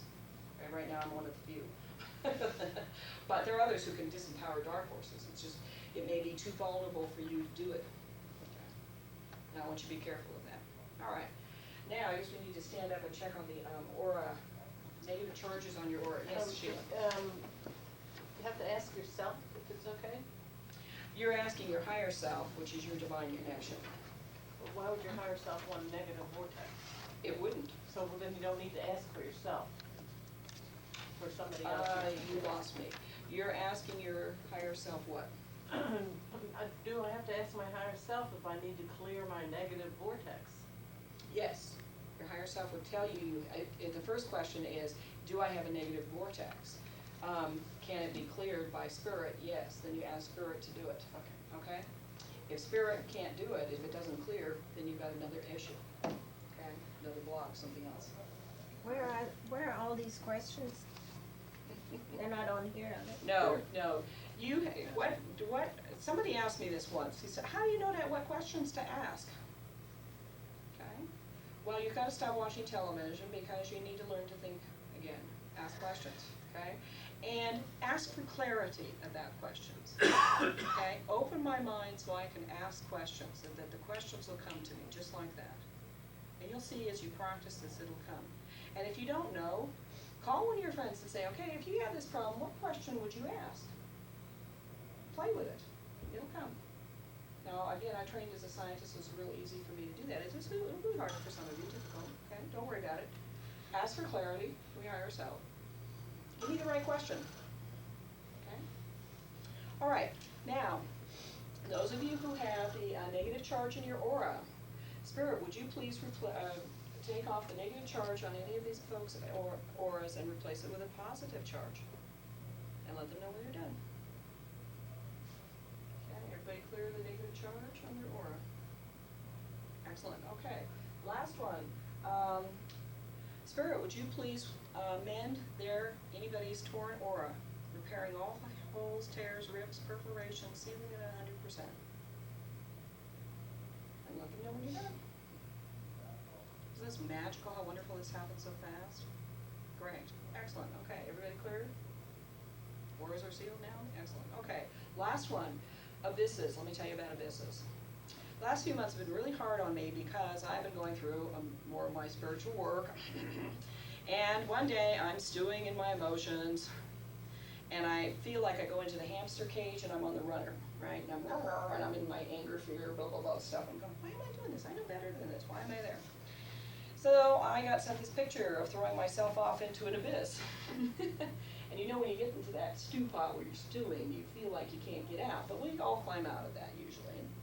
And I was going, I gotta get out of this. So I said, is this called an emotional abyss? Yes. I said, well, can you take care of that? Yes. Okay, so would you please fill the emotional abyss with light and love? Seal it at 100%. Yes. I meant immediately all the emotion dissipated. It was profound. So I play with what I learned. So I call my friends and say, I'm checking for abysses. Are you ready for this one? She goes, yeah. Well, I turned out to get in their mental, emotional, physical, psychic, and spiritual. So over the phone, I'm going, okay, you've got a mental abyss. Can I work with it? And they go, oh yeah. So I say, Spirit, would you fill the abyss for this person? And they go, wow, I felt that. It was over and over again on the phone. Everybody I was doing, oh wow, I felt that. And then inner peace. She says, one of them says, would you do my husband? So we do the husband, seeing if we could support him emotionally or mentally, whatever the problem Like is. a void. Yeah, it's like a void. We just throw ourselves into it. We don't even know we're doing it. Okay? So part of the fun of this work is I make new discoveries. Okay? So, Spirit. Now again, abysses are all 5 types again. So, Spirit, would you please fill in with light and love all of the mental, emotional, physical, psychic, and spiritual abysses that any of the people in this room have? With light and love, seal it at 100%, set it so it permanently supports them for now and forevermore. That's initial receive. And then let them know when it's complete.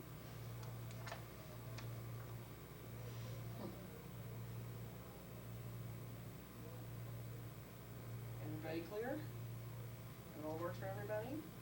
Super, excellent. So let's have you sit down. Dorothy? Yes, Eleanor. Could arguments with someone then cause an abyss in your?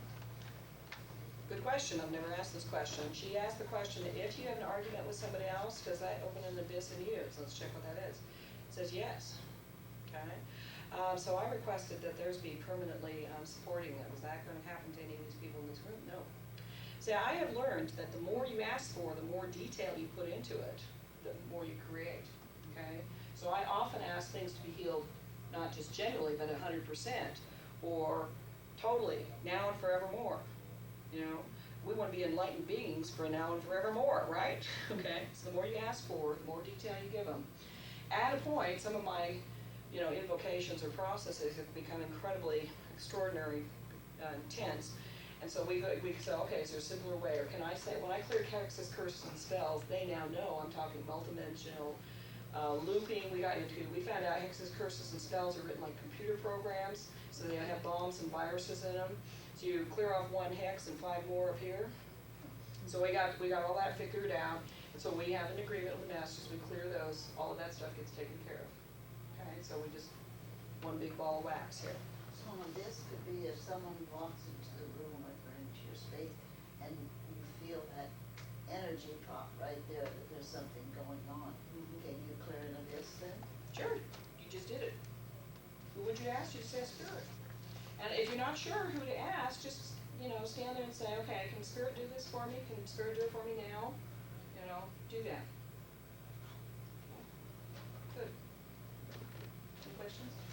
Have you ever run into somebody who's just like a walking abyss? Or have you been successful so far? So far, we've been, sure, the question was, have I had somebody come around who's a walking abyss? I hope not. No, I don't know what that would yet mean, but, so far we've been completely successful in clearing this.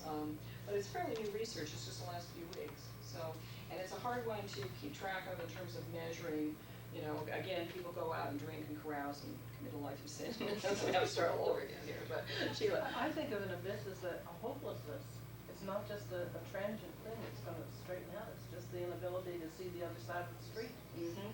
And that's where you're down, it's like when you're in it, so we have you climb out and then it doesn't create. Maybe like depression too. Oh, yeah, Sure. depression, listlessness, self-hatred, you name it, a whole bit. What's the, Say? is depression when you're emotionally blue or when you're just very lethargic? Both are forms of depression. So if I can't move, that is depression. Mm-hmm.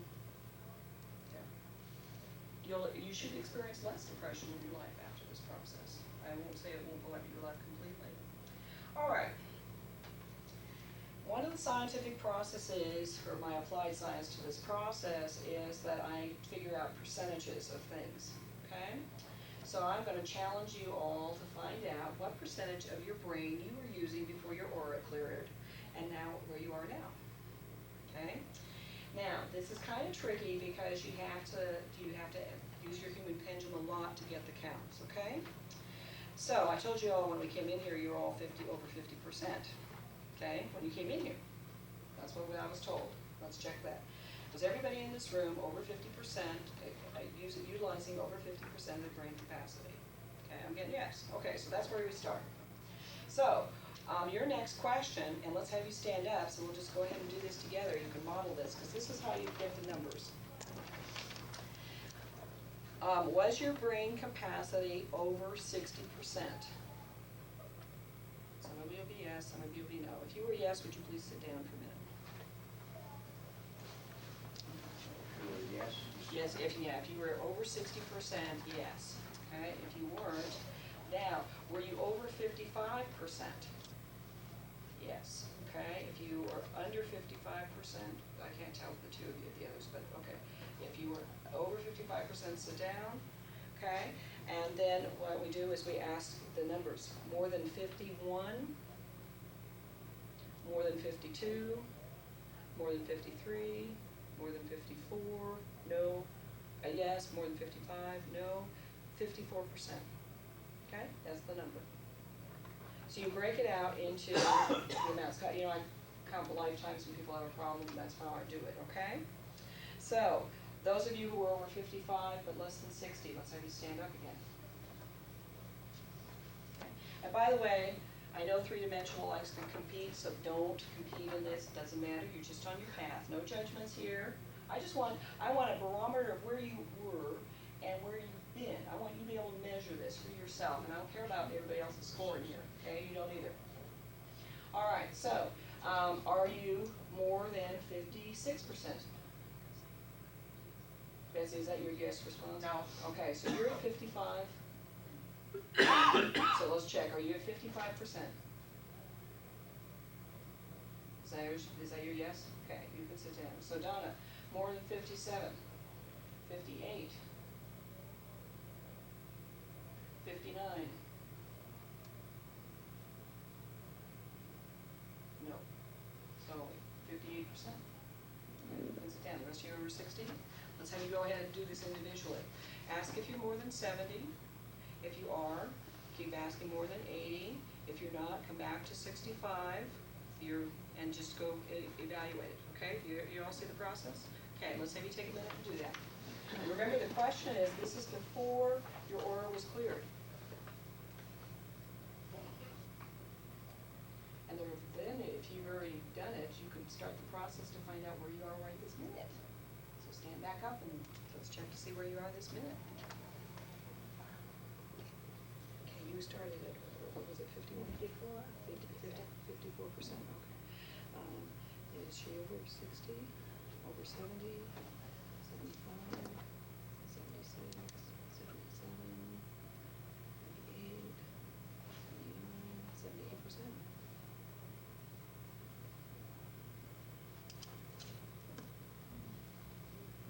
Now we're supposed to go into after. Yeah, now you want now where are you this minute? You can start where you left off. You didn't start at work. Where you left off or jump, go up to, if you were at 75, ask for 80 or 90, see where you go.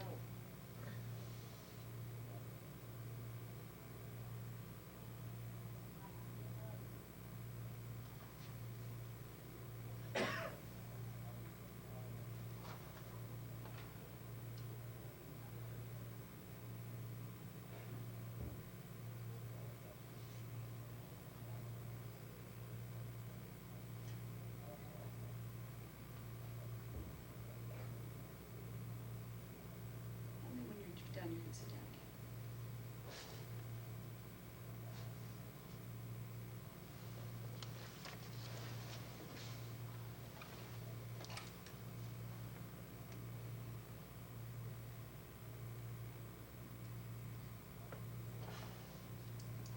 And when you sit down, would you write down in the upper right-hand corner of your paper, the first number, draw an arrow, and put the second number? I'm collecting research again. On the right-hand corner up here? Yeah, up on your form, in the upper right-hand corner, write the first number, that's where you started, arrow, where you ended up.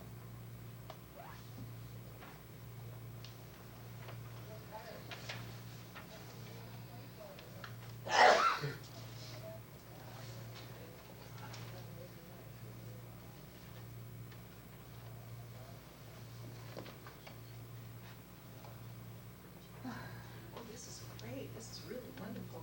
6794. Good, great. Seeing huge jumps for some of you. Most of you are doing more than 10-point jumps. Some of you moved up into the 90s. Good for you. Just a few weeks ago, I was only at 68%. I said, okay, so what can I do to get better? And they've been putting me through these processes. And last week I checked, am I at 100%? Yes. Now what does that mean? It means we're extraordinary human beings to be able to expand this. So, some people are saying to me, well, how do I know it's really happening? Don't worry about it. That's your ego getting in the way here. Just have the expectancy that what you ask for happens. Okay? I mean, can you imagine sitting on my couch, I put Mother Earth here, and I clear her aura. This is a holographic clearing. This is what I teach other healers to do. Let's have you all do this. Put your one hand over the other, doesn't matter which is which. Here's my language. This is where I do planetary work. This is how I clear Clinton and Bill, President Clinton and Bill. And the Pentagon, and I mean, I clear all sorts of things here. Okay. So Mother Earth loves this work. I do it once a month. She'll just really, in fact, well, never mind, we'll wait. Okay, so a holographic clearing is running blue light. So counterclockwise, going down. You don't have to do the incantation, just run it down, all the way down to the core of the earth, which means down to the center of your palm. Okay, have it come down to the center of the palm. There's no wrong way to do this, everybody, you're just gonna do fine. Bring it out, coming out the other direction. And then, everybody watch me, send it up to the Godhead. Okay? Now the earth is here, so we wanna help everything go, so. And just release it. Thank God for this healing, amen, amen, amen. Stand up a minute. Everything has spirit. I'd like to introduce you to Mother Earth. Mother Earth, are you in contact with each of these individuals? Show them you there. Good morning, Mother Earth. We love you. Did you appreciate what we just did for you? Okay. So, guess what, gang? We create a new reality. You know, at this conference you've been hearing about these viruses and plagues and stuff that are coming in, right? Think of this reality. That fear-mongering third-dimensional stuff you just transcended because you're operating at 50, 60, 70, 90% of your brain power. Do you need to create this kind of fear? No, you don't. Because you are now open to unlimited possibilities. I know you didn't imagine you'd be talking to Mother Earth when you walked in here today. You talk to her all the time. You would do that, wouldn't you? Okay, but that's the potential of creating. Really, we go back to being children. We get back into the magic of what we used to do. I used to believe I'd fly when I was a kid. Okay, let's have this done. Thank you, Mother Earth, for your participation. Disconnect. Please always, when you tap into the consciousness of something, particularly animals, disconnect it after you're done. Otherwise, they like to take the power. Okay, they'll draw from you. So. Did you mention soul retrieval or did I miss that? I didn't get into soul retrieval, but I can describe it to you real briefly. What was the Yes, question? about soul retrieval. Disconnect again, how do we do the disconnect? You just ask to disconnect from the consciousness of whatever you're working with. So I just ask that you all be disconnected from the consciousness of Mother Earth right now. You can reconnect, but you always want to disconnect so that whatever you're working with is not drawing from, particularly animals. Because they'll start screwing around and taking your consciousness. They like this, having this high level consciousness, and they'll just zap right in, so you always have to make sure you're clear. Okay. Would you like to know what I did one day? I channeled Einstein. Now, I did my biology work. I've never taken any physics. I've never read any of Einstein's work. So you can imagine my contact. He was very highly amused that I've never read any of his work. But I had a question for him. I said, okay, if all things made of matter have energy in them, you know, what we regard as solid, like these chairs, the molecules are just moving really slow. If that matter is energy and spirit is energy, does the chair have spirit? And he said yes. So everything around us has spirit. Do you know how much we dishonor everything around us? Okay? Honor what you do. There's a wonderful book I highly recommend for you called Chocolate for the Women's Soul, Passages by Women. You'll laugh, you'll cry. Men, read this too, it's really good. There was one passage in this about a woman who bought a Volvo that she called Valdemir. She loved this Volvo. She put a little potpourri in it, she had it detailed, washed, she talked to it, she just had a great time with this car. The following year, her husband bought a Volvo. He never did any of this stuff. His repair bills after 15 years, they went back and figured it out, were about 10 times what hers were. Do you think you want to connect to the spirit of your car? You bet you do. You know how some people talk to their cars. Okay? Do the same thing with computers. Be friendly, you know, let's generate love. We can do it at any level. Okay. We're going to run over unless we get to this. I want to talk about Aqaba. Aqaba process releases negative energies out of people, and this orange sheet has the process for you on the back. And this one was done quite a while ago. The email address on the phone is incorrect, so cross that one out. I don't want you to look at this. I just want you to know you have this as reference. I want you the email address on the front is the wrong email address, so cross that one out. Oh, sure, can we go? Anybody else didn't get an orange sheet? Okay. The Aqaba process is described in a lot of detail in the paper. I'm not going to go into that today of the history, but this did involve for us, and it's a tapping process, and we've been getting stunning results. And I will tell you this process was one of the major contributions to my spiritual work, getting in touch with my gifts. What you're doing is you're tapping out a negative energy. And then we learned that if you tapped out the opposite of something you wanted, okay, you could also program what you wanted. So let me give you an example. I want to communicate with spirit guides. I tap out the negative. Non-communication with spirit guides. So I took out any non-communication so I could have communication. And then we got more refined. Non-open communication to spirit guides. Okay? So Aqaba, I teach, is a 10-hour class. I charge $250 for it. There's a lot to learn in the language of it. It'll take you 10 minutes to learn it. It'll take you a lifetime to master it because you learn the language, the syntax of how you do it. But the more you do it, the better it is. When I first learned it, there were 10 taps on the body. We had to tap it 10 times, 100 taps on the body to release it. We got better at it. We down to 4. We asked permission to teach it at 4. The beauty of this combined with your human pendulum is that the more you do this, the more you prime your body. I can now get away with tapping sometimes just 5 or 6 parts of my body and clear the energy.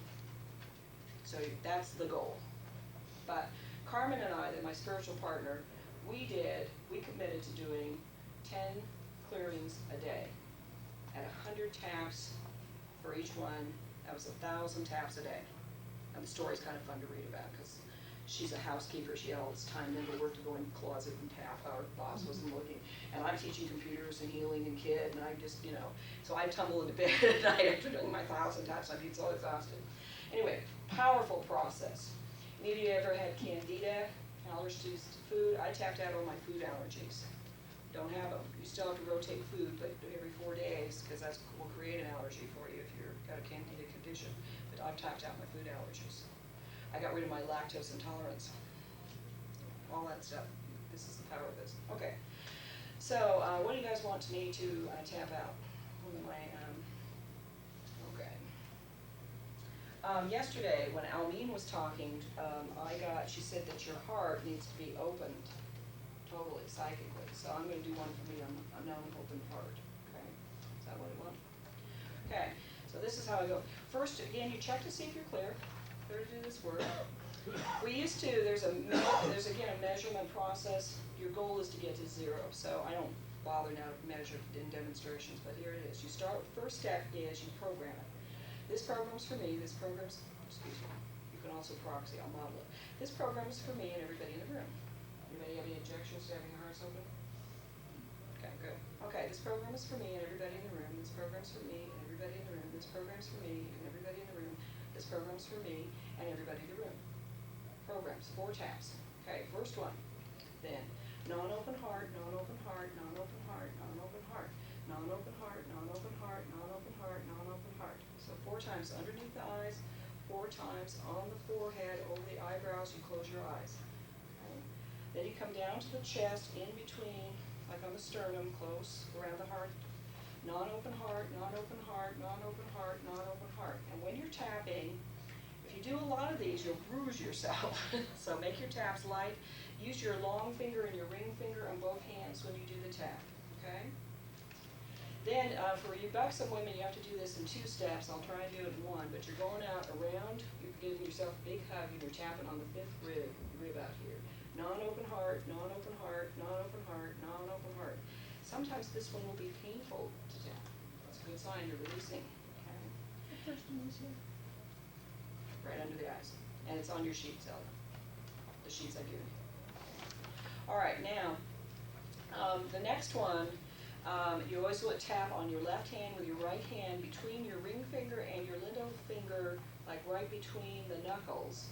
It's called, I believe, the gamut point. And so I put my hand flat in front of my chest, and then I come over and tap on the top of it. We're going to do 4 different series of taps here.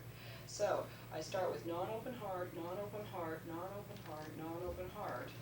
And then I hum, continuing to tap. Non-open heart.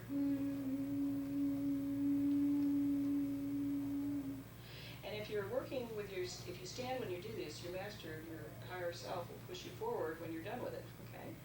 Then the next one, you're continuing to tap. This time is eye movement. This will help your eyes, physical eye exercises here. You're still tapping. You look from one side of your chest down, then to the other, back and forth, saying, repeating this. Non-open heart, non-open heart, non-open heart, non-open heart. And the tapping can be faster or it can be 4, just like you're saying, it doesn't matter. And then you count, still moving your eyes to 20. Non-open heart, non-open heart. 1, 2, 3, 4, 5, 6, 7, 8, 9, 10, 11, 12, 13, 14, 15, 16, 17, 18, 19, 20. And you're going to feel ridiculous trying to do all this together, but it'll come. Okay, I do warn you. And then continuing this tap, this time the eyes go in a circle. So you're facing straight ahead. It's like you have a clock in front of you and you look at 6 o'clock. And you go around from 6 o'clock to 6 o'clock. So 6 o'clock a.m., you go to p.m. And you go one direction and then you go back the other direction. So you go from 6 p.m. 6 p.m. back to 6 a.m. Okay? So non-open heart, and I'm moving my eyes. Non-open heart, non-open heart, non-open heart, non-open heart. 1, 2, 3, 4, 5, 6, 7, 8, 9, 10, 11, 12, 13, 14, 15, 16, 17, 18, 19, 20. Okay? That's the hardest, those 2 are the hardest steps. Then, if you look at your hands, and where the crease comes out below your little finger there, I forgot the name of that line, fortune. Those of you who read palms. That little point out here underneath your short finger, you take those 2 points and you knock them together. So you sort of clap there from that. Non-open heart, non-open heart, non-open heart, non-open heart. And then you're coming out to the outer side of your chest, sort of towards your shoulder blades, non-open heart, non-open heart, non-open heart, non-open heart. Okay? That's all on the back side of the sheet. All those steps are. You'll just feel a little ridiculous as you go through the process, but once you practice it, this is a discipline, okay? That's why I had to teach a class. I teach people hand them a sheet and say, learn this process. No one ever did it, so I said, now I teach a class and say, come and learn this. And then it's hard for some people then to just incorporate it into their lives. But it becomes, something comes up and say, I'm pissed, I'll type out anger. Dissipates immediately. It's really neat. Okay. Do you have to go through the whole routine?